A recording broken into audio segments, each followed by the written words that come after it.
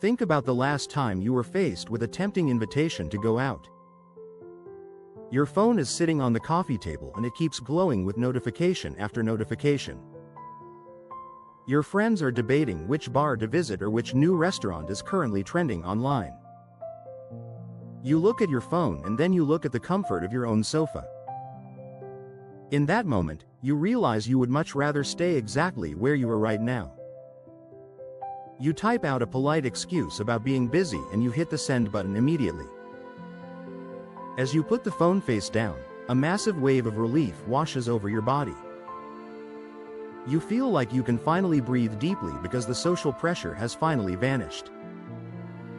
But then, that initial relief is often followed by a lingering shadow of personal guilt. We live in a society that constantly worships the extrovert ideal as the ultimate gold standard. From the time we are children, we are told that being social is equivalent to being successful. We assume the person with the most friends, the one who is always out and about, is always the one who is winning at life. If you're the person who would rather stay in, people might label you as being lonely, antisocial, or even boring. You might stare at the ceiling at midnight and wonder why you are wired this way. Is there something wrong with you? I am here to tell you that there is absolutely nothing wrong with your personality. Your preference for solitude might actually be a natural byproduct of your high level of intelligence. Now, please do not get me wrong, because there is absolutely nothing wrong with being an extrovert. People can be introverts, extroverts, or a unique mixture of both depending on different circumstances. You might be an extrovert with certain people and a total introvert in other social situations. This video is not about deciding which personality type is better or which one is right. I simply want to explain why solitude is perfectly fine and scientifically beneficial for your brain. We are exploring the hidden strength of the homebody rather than criticizing those who love to socialize. In 2016, evolutionary psychologists Satoshi Kanazawa and Norman Lee conducted a massive study involving over 15,000 people to understand human happiness. Their findings, published in the British Journal of Psychology, revealed something that made the mainstream social world feel very uncomfortable and quite surprised. For most people, socializing frequently with a large group of friends increases their overall life satisfaction. But for people with high intelligence, the effect of frequent socializing was the exact opposite. The smarter the individual, the less happy they actually felt when they were forced to socialize often. In fact, for the most intelligent participants, socializing too much actually decreased their life satisfaction. This led to what scientists now call the savanna theory of happiness and human evolution. Our ancestors on the African savanna relied on tight-knit tribes to survive predators and find food. Therefore, the human brain evolved to reward social contact with hits of dopamine to keep us together. However, high intelligence allows for a unique trait that scientists call evolutionary novelty in the modern world. Highly intelligent people are better equipped to solve complex problems using their own internal mental resources. They can handle the challenges of life through deep thought rather than relying on groupthink. For the highly intelligent, solitude is a sign that your brain is a powerful and self-sustaining resource. Why does a party feel like fun to one person but feel like work to another? It really comes down to the neurochemistry of how our brains process external rewards and stimulation. We've all heard of dopamine. It's the chemical that drives us to seek external rewards, food, sex, and social status. Neuroscientific research has shown that extroverts typically have a lower sensitivity to dopamine. This means they need a lot of stimulation, loud music, flashing lights, many voices to feel good. Their brains are like heavy engines that require a massive amount of fuel just to start running.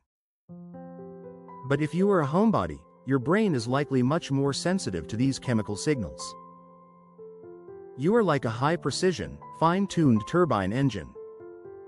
You don't need a gallon of fuel, you just need a drop of fuel to operate. For you, a little bit of social interaction goes a long way. When you are in a loud, crowded environment, your brain is not being stimulated, it is being overstimulated. It's like trying to download an 8K video file while someone else is forcing your computer to open 50 other browsers at the same time. That feeling of lag isn't a personality flaw, it is your hardware protecting itself from a crash. Furthermore, Harvard researchers have found that people who prefer solitude often have more gray matter in the prefrontal cortex of the brain. This is the area responsible for deep thinking, long-term planning, and solving very complex problems. When you are sitting at home, staring at the wall or sipping a cup of tea, your brain is not off. It is actually in its highest state of operation, processing data, connecting dots, and building ideas. It simply needs a quiet environment to run that sophisticated software without any external interruptions. There is another reason why intelligent people stay home. They have a low tolerance for ineffective socializing.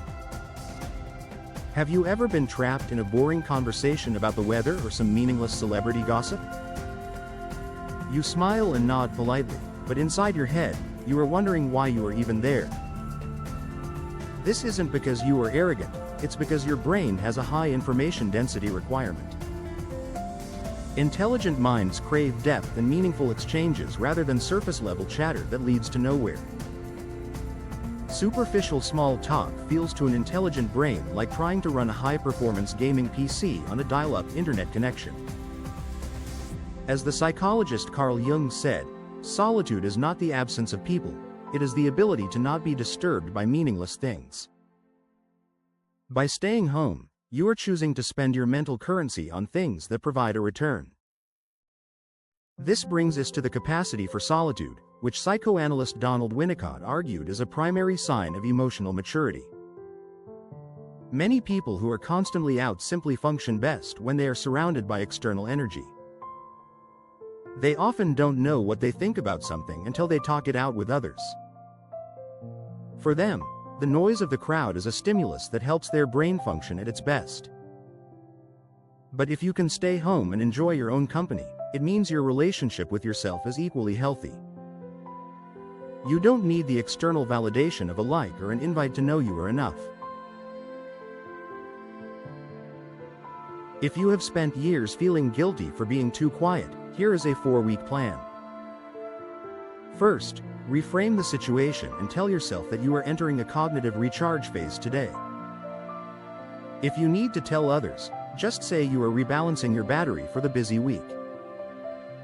Once you view home time as a biological necessity, the guilt will start to fade away forever. Second, track your solo wins by using a dedicated notepad app on your mobile phone every day. Every time you spend an evening alone, jot down one new insight or one creative idea. You will quickly see that your quiet time is actually your most productive and creative time. Third, practice the no apology refusal by being honest when people invite you to go out tonight. Simply say that you need some internal time to recharge and suggest catching up at a later date. You have every right to manage your own energy without feeling like you owe anyone an apology.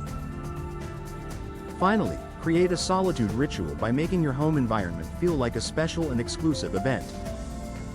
Light a scented candle or put on noise-canceling headphones to tell your brain, the world is noisy, but here, we are safe to think. The world will always try to tell you that you need to be out there constantly. These aren't bad people, they're just using a different yardstick to measure their own lives. But you are not them. Your brain is a high-performance instrument that requires depth, quiet, and space to function properly. The next time you choose your sofa over a party, do not ask what is wrong. Tell yourself that you are giving your brain the space it needs to be truly brilliant. That is not a weakness, it is actually your greatest and most powerful strength. Thank you for watching.